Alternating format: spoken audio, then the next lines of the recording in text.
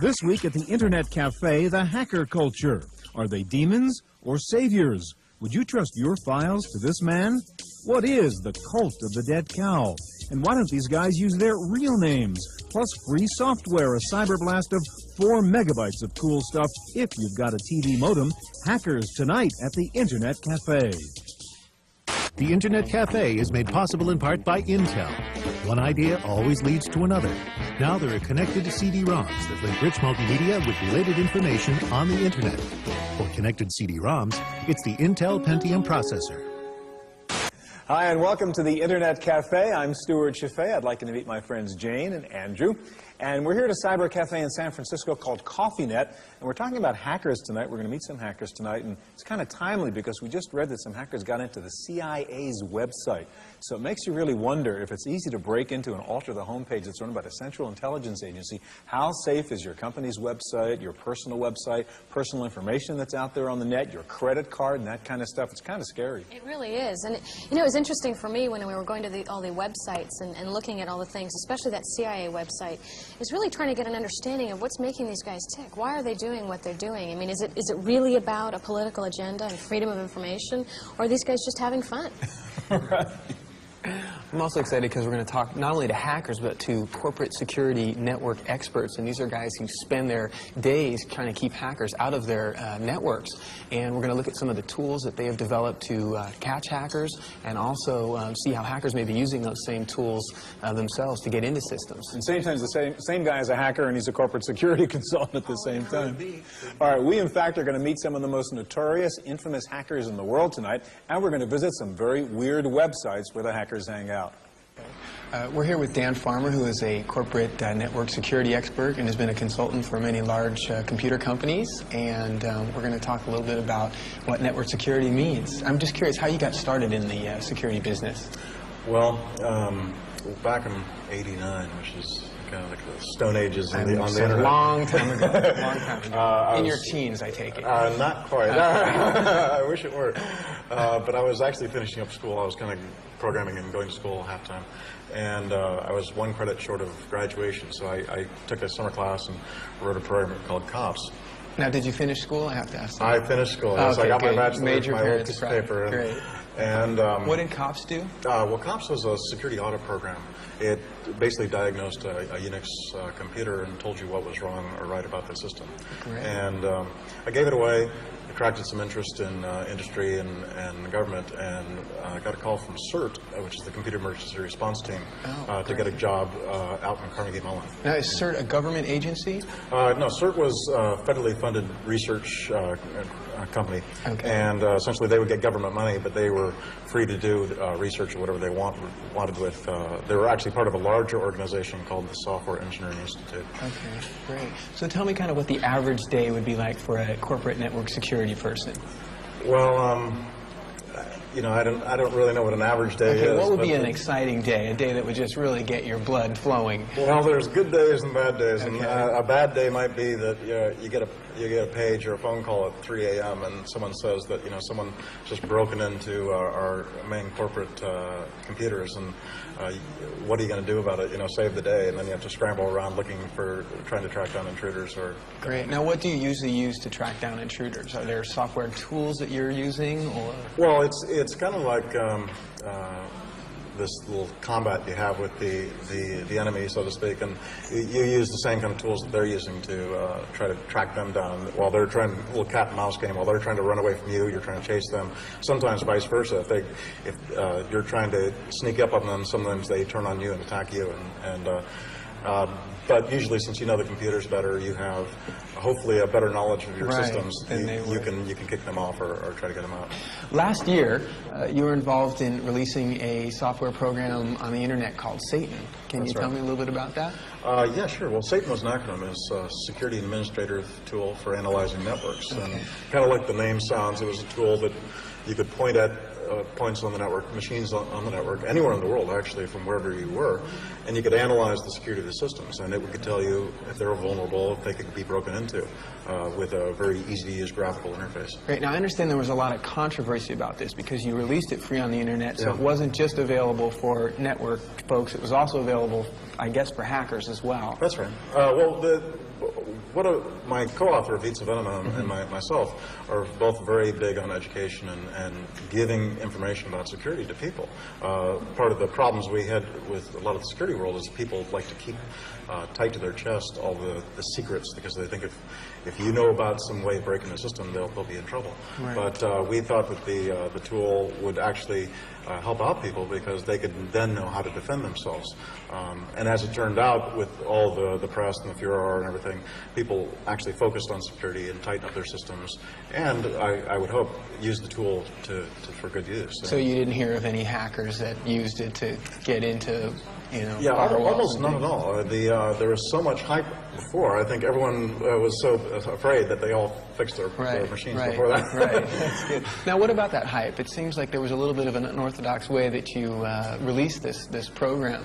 Well, I mean, first the name, Satan. Come on. Yeah. Well, I mean, with any product, the name is 2/3 of what the value of the product is. Right. And we wanted to have something. We were a little afraid that if we released it, that people. And we didn't tell people about it, that people would then blame us for kind of sneaking this hacker tool in the net. And it's not like we planned all the hype. You can't orchestrate this kind of media machine. Right. And, but you did issue a warning in advance, is that correct? That's right. Okay. But it was just a general net posting saying, look, we're doing this, we're releasing this tool, this is what it does, fairly clear language. We didn't try to incite people, but I don't know, started getting some press from some of the major newspapers, getting on the front page, and all this television started descending on me, and I could barely move without getting hitting a camera. And so, but I think overall the thing was actually a very positive thing, because all the press was a positive thing. Great. Because it allowed people to, again, get more awareness of the whole subject. What's the next program that you're working on? Well, it's kind of a technical thing, but essentially it's a way of managing or devising a policy structure for large-scale networks on Unix systems. And what kind of a name have you given this one? Undecided as of yet. Great. It won't be anything quite as flashy, though. I think I've learned my lesson. Okay, great. Well, thanks.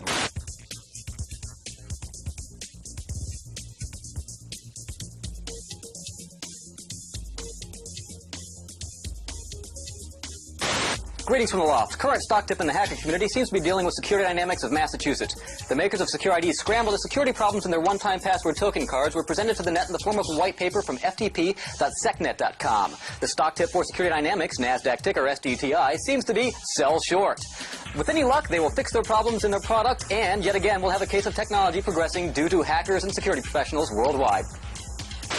So, Aleph, tell me, what kind of information can we find at underground.org? Underground, you can find security papers, security tools, database of security vulnerabilities, links to other security web pages, other hacker homepages, recent news, calendar of security events, information about hacker conferences, some graphics and pictures. So it's quite a large amount of information. So it sounds like there's almost two worlds that you're playing to, that security side and then the hacker underground, basically. Yeah, there's a bit of both. There is a need for that. There needs to be an exchange of information between both. And really, the information is neutral. It can either be used for hacking or it can be used for securing. It's all it is information. So why did you create underground.org? Underground just started as my personal homepage. Found a couple of interesting sites on the net I wanted to keep track of that were useful to me. Found some good tools that I liked. And people started coming to check my page, and they would send me emails saying how useful it was to them. And just over time it kept growing until what it is today. And it's been 4 years since that. So it's pretty exciting. In fact, I checked out some of the places in underground.org, and there were some discussions and stories in the newspapers about various hackers and all of the different things that they did. And thinking about that, I mean, recently we had that break-in with the Swedish hackers getting into the CIA webpage and making some pretty significant changes to that page. And one of the things that they did, Aleph, was put a link to your homepage, underground.org. Yes.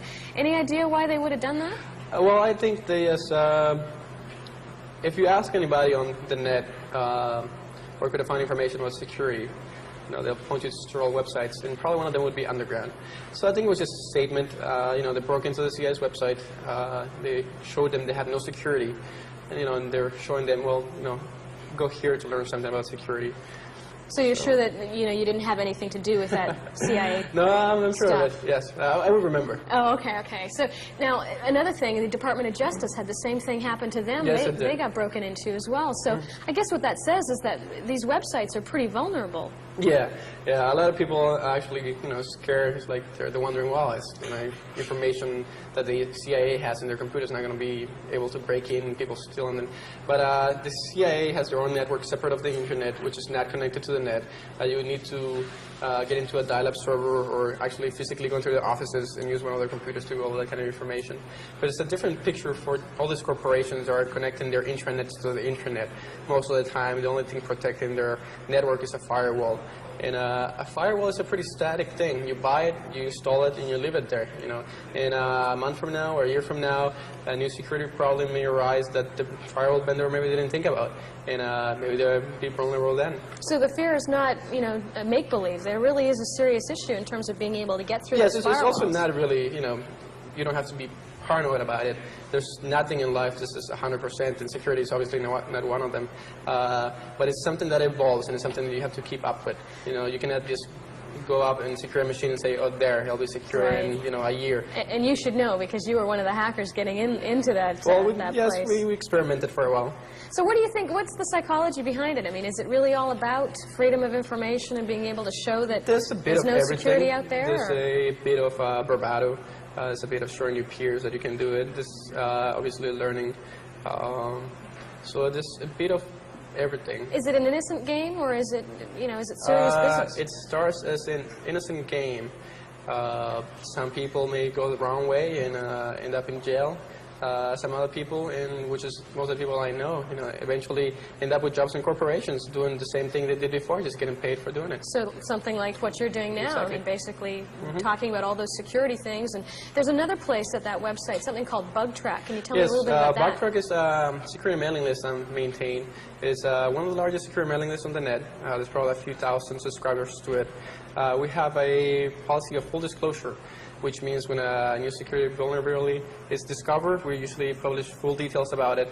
And the reason we do this is because normally when organizations such as CERT, which is federally funded to do such a thing as publish adversaries and security vulnerabilities, they do it a very long time after they've been told about the security problem. So, for example, somebody would go up to CERT and tell them, we found a bug. CERT will talk to the vendors, and they'll learn those who know about it, but they'll take several months to publish a solution to the problem. And by this time, the probability is that hackers know about it, and they're out there breaking into machines. So BugTrack is kind of almost pushing the vendors exactly. to fix those problems faster? By putting fear on their heart, right. to make them publish. But then the hackers are going to BugTrack too, so I mean they're finding out some of those problems and really even pushing the security breakage. Yes, is I a big mean part of it is a trade-off. You trade off a bit of that security to having the vendors, come up with patches as fast as possible.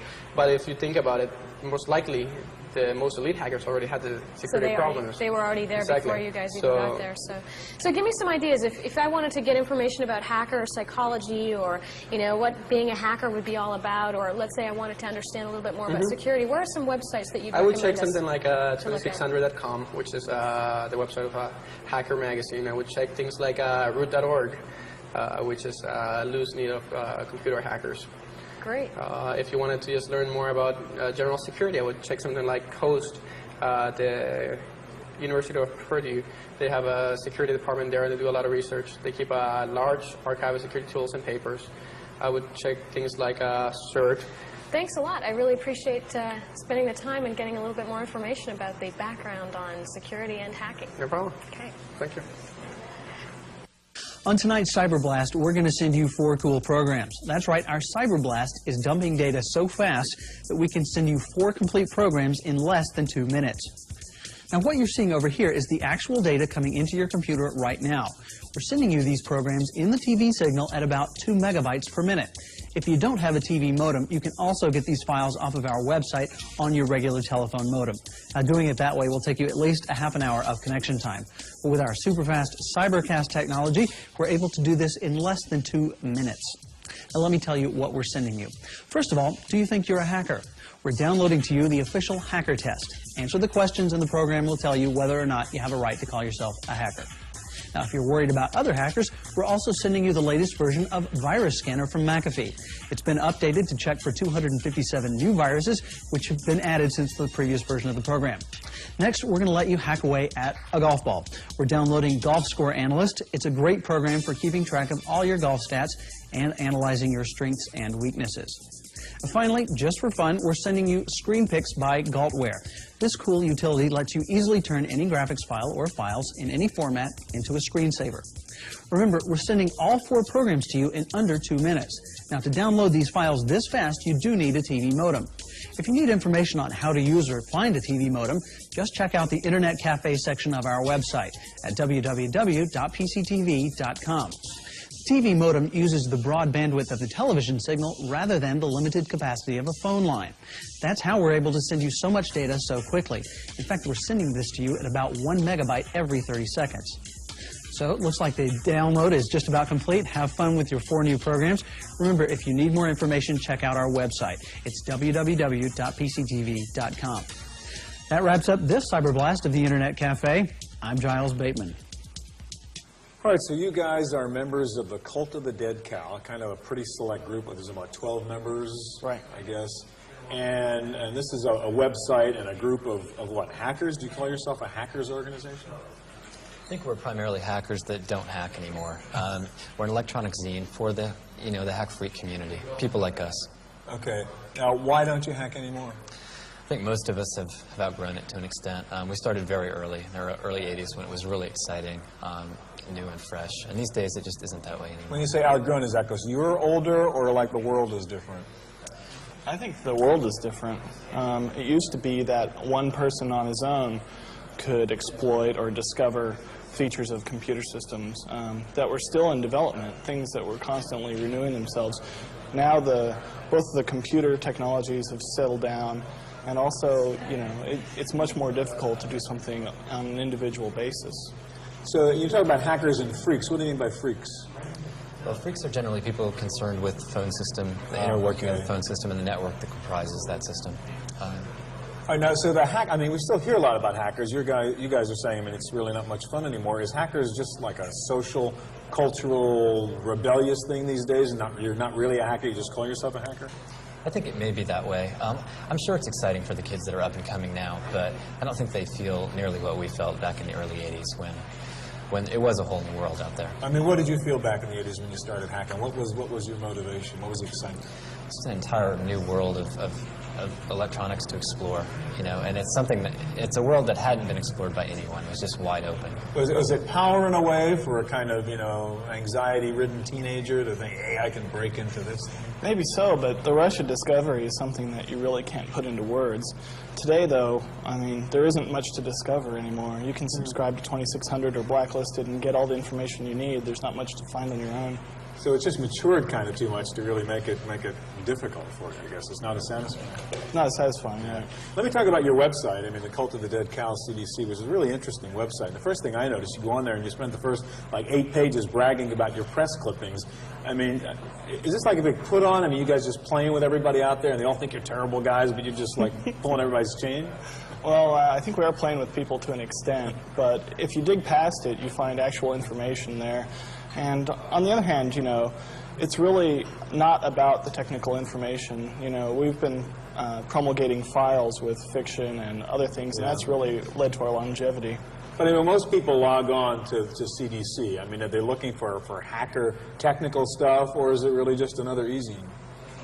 I'm really not sure what most people are looking for. I know a lot of people are looking for hacker stuff. Really? We get mail, 50, 75 pieces of mail a day from kids who want to join, or they want us to hack their school computer system or whatever, So it's a lot of teenage boys basically coming into this and doing their destructive, malicious kind of thing. I think it's a lot of them, and it's also an established fan base that we have. The old school people that remember us from back when they came up and have followed us along the way, our friends. But as you say, the content on the site, there's a lot of just good, serious writing in there, right? It has nothing to do with hacking. Oh, that's true. There's also a lot of spurious, bizarre fiction. But right. Yeah, there's all kinds. Now, there's a lot of 4-letter words and a lot of sort of scary, intimidating sort of stuff in there. Is that just to have fun and play with it? You sort of trying to scare people off or just titillate them? I think it's a parody. It's a counterbalance to the rest of the hack world. It takes itself way too seriously. That's what it is. He's just having fun with folks there. But there is a serious aspect to it. I mean, you're really getting a message across. When you guys go out there and hack, I mean, aren't you trying to make people aware that the net is really not a secure, safe place, no matter what people say? Oh, absolutely. I think a lot of companies are trying to sell you on the idea that the internet's completely safe, that you can throw information around as long as it's not a credit card number. That's just not true. There's already too much information available too readily on the net, and you know, we're trying to point out that anyone can get to it. Now, hackers and CDC, I mean, you guys have been called terrible things by the media, sickos and evil people of one sort or another. I mean, you guys, I mean, I take it from what you're saying, you don't think of yourselves as bad people, right? I don't think of myself as a bad person. But there may be others out there. Oh, but I think there are plenty of people who are happy with that title, actually. Because they just like feeling that, or because it's accurate? Both. I'm sure it's both. In a way, do you guys provide a service, though? I mean, the hacker part of you, in that, I mean, the industry learns stuff from you, because there's like odd kind of spy versus spy thing going. I mean, you discover a bug, you discover a hole, which really then helps somebody else solve it, right? So, I mean, you're doing a service by being a hacker in a way? I think incidentally. That certainly has happened. We certainly don't mean to do it, but I think security has definitely evolved in the period of time, you know, since we got into hacking, the last 10 or 12 years. It's a completely different world. Although we do sponsor HoHoCon every year, our convention in December, and that does a lot to help out the security people. They get to see the kinds of things that hackers have been up to in the last year. Is that an adversary relationship between the hackers and the security people, or is there sort of a symbiotic relationship? What we've actually tried to do is get the security people and the hackers together, so the security can see these kids and realize they're just ordinary, interested kids, and not hate them in the same ways that they have, and vice versa. You know, I think we've done some good towards bringing those two sides together a little bit. Do you think it's unfair, then, the sort of demonization of the hackers in the media? I mean, you say hacker, and most people think bad guy, criminal, crook, breaking into something. But in a way, I think you're really saying, Reed, that the computer industry sort of benefits from the work that hackers do, in a sense. Well, I think many hackers actually deserve, you know, any demonization that they get. But, you know, by and large, most of the hackers aren't out to destroy the world. You know, if they were, it would have been destroyed by now. All right, thanks a lot, guys. Thank you.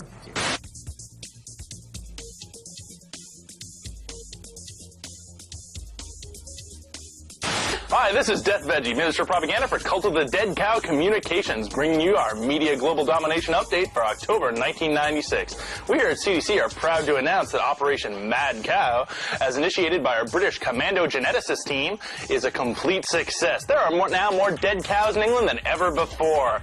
Our plans are progressing well on schedule, and by this rate, we should be in full control of this measly little planet that you call Earth by the year 2003. Have a nice day. All right, let's be honest, it's almost 2 o'clock in the morning here in the Internet Cafe. We've spent a lot of time with these hackers tonight, more than the people on TV have seen. I want to ask you, Jane, you were kind of dubious and I think a little uncomfortable about this whole hacker subject when we started. Now that you've spent a lot of time with these guys, what do you think now? Well, you know, it's really interesting because when we were surfing the sites, you know, we see some things that are a little edgy out there. And then talking to these guys, it was quite a different experience. Oh, me, huh? I wouldn't do anything like that. I'm into security, you know, so it's kind of almost like everybody's having their moms watching the TV. They're kind of telling I think things maybe down. we got a little sort of I wouldn't say con, but I mean, everybody was like, oh, we're helping the security of the net. But of course, these guys know why they're helping because they know what you can do. Also, I think some of these guys told me kind of off camera, well, when I was 14, 15, 16, and they weren't going to send me to jail, I was doing more hacking. And also, they've grown up, frankly. It's sort of like the hippies in the 60s in Chicago at the Democratic Convention. They wear suits and they have real jobs and they have wives and houses and mortgages, and they act differently now. But these guys didn't get haircuts. Well, Dan didn't, certainly. That's for sure. He was a great guy. He was really at the forefront of the whole networking and security issues front, had to teach himself, kind of take that hacker mentality and learn what to do on the net. Released this program, Satan, that turned out to be a really popular program that actually helps corporations, you know, keep hackers out. Yeah, interesting. One last point I'd like to make on the Cult of the Dead Cows, the guys I spoke to. That's, as you said, very edgy. I mean, it's not a four-letter words, bad stuff, but if you get past that, it is a very well-done website. A lot of good content, some of the best writing I've seen on the web, so there's kind of prejudice on the web, too, even though they say there isn't. Hey, thanks for joining us. Get your coffee mug, your TV browser here same time next week, and join us again at the Internet Cafe. The Internet Cafe is made possible in part by Intel. One idea always leads to another. Now there are connected CD-ROMs that link rich multimedia with related information on the Internet. For connected CD-ROMs, it's the Intel Pentium processor.